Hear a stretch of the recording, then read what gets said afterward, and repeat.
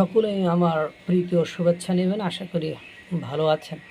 এক সময় তুরস্ক মার্কিন যুক্তরাষ্ট্র অর্থাৎ ডোনাল্ড ট্রাম্পের রাষ্ট্র জম্মু কাশ্মীরকে পাকিস্তানের মধ্যে ঢুকাই দিত, পাকিস্তানের মানচিত্রের মধ্যে ঢুকাই দিত। আমরা দেখেছি এটা তুরস্ক প্রায় করত।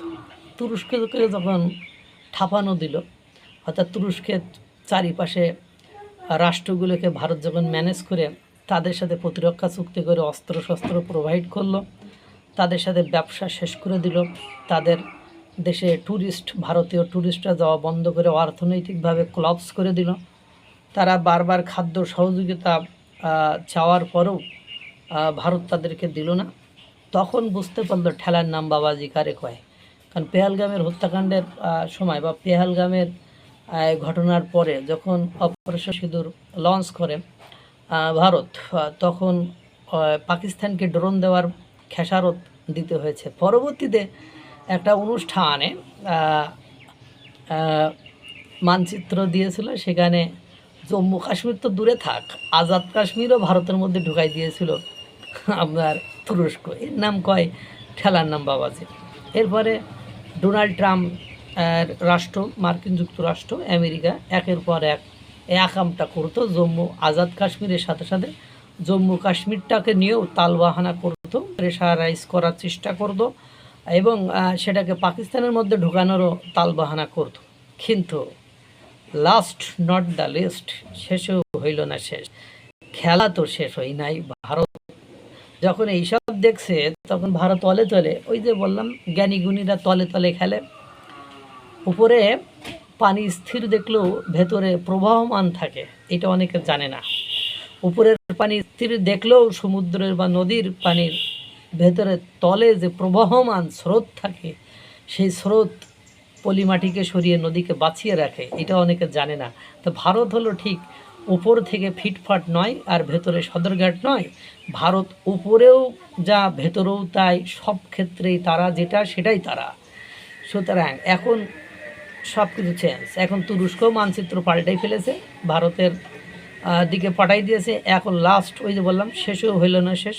ভারতের গুরুত্বপূর্ণ অংশ জম্মু কাশ্মীর কইছে কিনা সার্জিও গোর। ভারতের জম্মু কাশ্মীর এবং লাদাখে 2 দিনের সফরে শ্রীনগরে পৌঁছেছেন ভারতে নিযুক্ত মার্কিন রাষ্ট্রদূত সার্জিও গোর। জম্মু ও কাশ্মীরকে ভারতের একটি গুরুত্বপূর্ণ অংশ হিসেবে অভিহিত করেছেন সার্জিও গোর।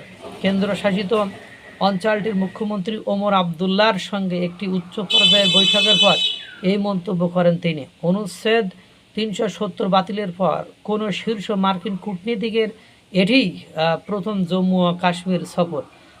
বৈঠক শেষে জম্মু ও কাশ্মীর নিয়ে ভারতের ঘোষিত অবস্থানের প্রতি জোরালো সমর্থন জানিয়ে সার্জিও গোর বলেছেন, আমি প্রথমবারের মতো জায়গাটি সফর করেছি। এটি অসাধারণ সুন্দর একটি জায়গা।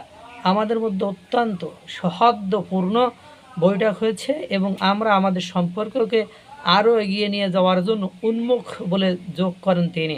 সাংবাদিকদের সঙ্গে আলাপকালে পাশেই অবস্থান করেছিল ওমর আবদুল্লাহ, এই মার্কিন শীর্ষ কূটনৈতিক, যিনি প্রেসিডেন্ট ট্রাম্পের দক্ষিণ ও মধ্য এশীয় বিষয়ক বিশেষ দূত হিসাবেও দায়িত্ব পালন করেন।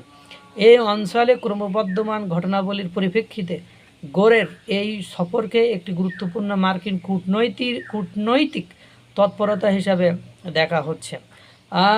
গোরের সঙ্গে বৈঠক প্রসঙ্গে ওমর আবদুল্লাহ বলেন, জম্মু ও কাশ্মীরকে কেন্দ্র করে মার্কিন ভারত সম্পর্ক নিয়ে আলোচনা করার সুযোগ পেয়েছিলাম। আমাদের একটি অত্যন্ত ফলপ্রসূ বৈঠক হয়েছে। আমরা আমাদের 2 দেশের সম্পর্ক নিয়ে আলোচনা করার সুযোগ পেয়েছি। তবে বিশেষ করে জম্মু ও কাশ্মীর নিয়ে যুক্তরাষ্ট্র কী করতে পারে সেদিকেই আমাদের দৃষ্টি ছিল। কিছু পুরনো সমস্যা রয়েছে যা সময়ের সঙ্গে সঙ্গে আমরা সমাধানে কাজ করছি।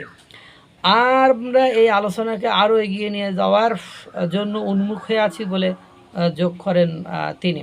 এটাই হলো বাস্তবতা। এখন তুরস্কও জম্মু কাশ্মীরকে ভারতের গুরুত্বপূর্ণ অংশ ভাবে, এদিকে মার্কিন যুক্তরাষ্ট্রও ভাবে। দিস ইজ দ্য রিয়ালিটি, বুঝতে হবে। আর আরও কত কিছু দেখবেন, দেখতে থাকুন। ভারত আরও কত খেলা দেখায়। এই খেলা দেখতে দেখতে আপনারা আবার ক্লান্ত হয়ে যান না। মহান সৃষ্টিকর্তা সকলকে ভালো রাখুক। সুস্থ রাখুক।